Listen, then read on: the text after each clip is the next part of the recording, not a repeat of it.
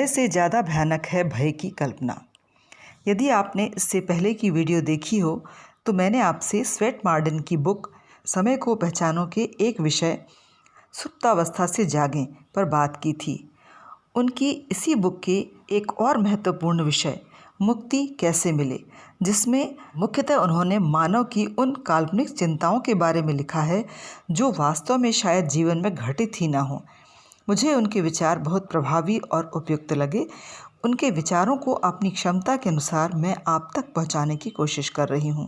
इंसान यह सोचकर कि आगे का जीवन ना जाने कितना कठिन होगा, बुढ़ापा कितना कठिन होगा, सब कुछ खो गया तो क्या होगा, ऐसे अनेक भय जैसे अकस्मात दुर्घटना, मृत्यु की निरंतर दुष्कल्पना करता है और उसे सोच सोचकर इतना व्यथित हो जाता है कि उसका जीवन ही समाप्त हो जाता है और हो सकता है कि आजीवन यह सब उसके जीवन में घटित ही ना हो।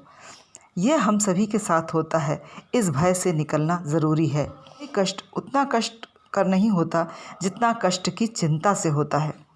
मार्डन लिखते हैं कि एक लेखक ने बड़ा सुंदर लिखा है, यदि खड़े हुए जलयान को कहीं से सोचने की शक्ति मिल जाए तब तो वह यह सोचकर बढ़ना ही बंद कर देता कि सागर की उठती तरंगें उसे डुबा ही देंगी और वह कभी बंदरगाह से बाहर ही नहीं आ पाता।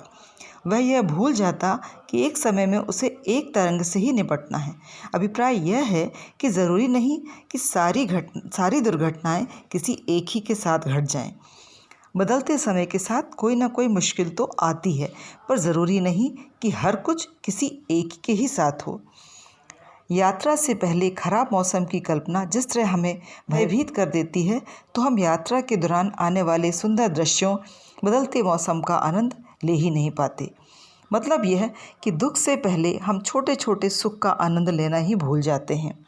इस संबंध में एक घटना का उल्लेख लेखक ने किया है कि एक जनरल एक युद्ध से पहले अपनी मृत्यु की आशंका से इतना बेचैन हो गया कि उसका अंत आने वाला है। यह कल्पना इतनी दृढ़ हो गई कि उसने घर वालों को अंतिम पत्र भी लिख दिया। दिन बीतते बीतते उसकी चिंता भी बढ़ती गई। जब उसकी टुकड़ी को अग्रिम पंक्ति पर बुलाया गया तो वह समझ गया कि उसकी दुष्कल्पना अब सच होने वाली है। जब घोड़े पर सवार होकर वह शत्रु की तरफ भागा तो उसका अंगरक्षक भी मारा गया।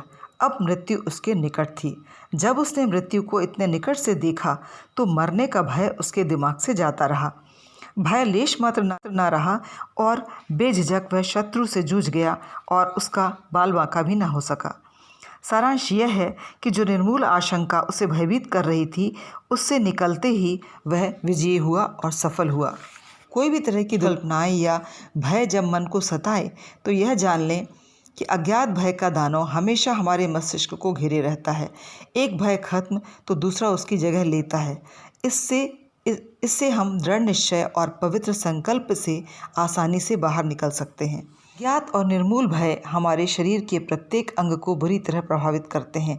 हमारी सांस लेने की प्रक्रिया को, पाचन तंत्र को पूरी तरह से क्षीण कर देते हैं और भयानक शारीरिक रोग के लक्षण बनकर उभरते हैं। तो इस तरह की दुष्कल्पनाओं की जगह हम सुंदर कल्पनाओं को आकार सकारात्मकता के साथ इन्हें बदल सकते हैं।